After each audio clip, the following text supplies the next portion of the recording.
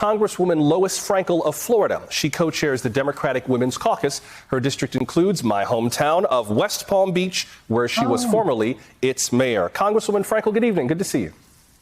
Joshua, great to be with you tonight. What is your one or two maybe favorite pieces of President Biden's proposal specifically that you think would have the biggest impacts on women in the workforce?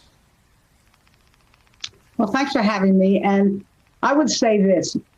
President Biden wants to build back better. That means building our economy back, and it's got to be built back better for women. If you take a look what women are earning, 82 cents per dollar the man earns, but it's much worse for women of color. And so I would say this. If you look at why especially women of color earn so little, it's because they're in very low-paid jobs, especially in the care industry. So I would just say that the president's proposal to boost the care industry, child care, elder care, number one, I think that's top, and also family leave, family and medical leave as a policy in this country.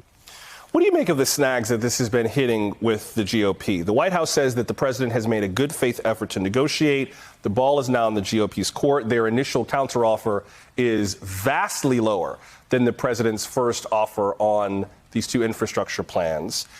What is your sense of what will happen from here in terms of the infrastructure deal, particularly because some of the more, let's call it, social infrastructure was among the things that Republican lawmakers went after first in terms of things that they thought could be clipped out of an infrastructure bill. They'd rather focus on roads, tunnels, bridges, airports, seaports, et cetera.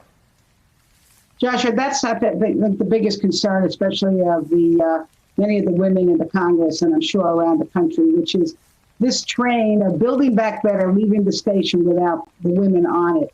The Republicans don't seem to understand that boosting the child care industry and the care industry, paying women more money so that they get paid what they are worth, so that they can take care of their families, so that they can send kids to college, so that they can retire in dignity. They don't seem to understand the importance of that.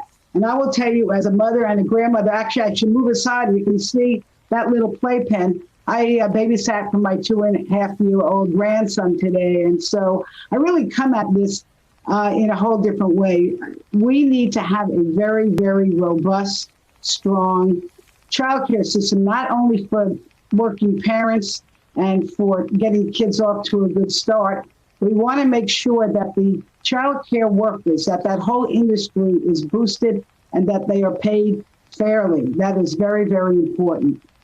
Logistically, Congresswoman, just in terms of getting it all through Congress, would it make sense at a certain point, before I have to let you go, would it make sense to just pull this into two different packages and say, OK, fine, we all agree on roads, tunnels, bridges, airports, seaports.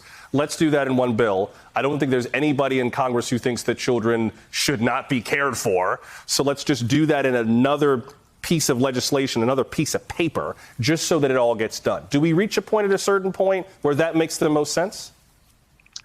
I don't think so, because I'll tell you, as I said, the train will leave the station without the women and the children. I'm very, very concerned that if we just go back and say, hey, all we need is some new roads and some bridges and broadband, which is very, very important, that will be the end of it. And I will just tell you, as a working mother, as I was a working mother and now a working grandmother, you're not going to go to work if you don't have a safe, quality place to put your children. And so if we're gonna build back our economy, it's got to be built back for women, especially the women of color who have been in this care industry.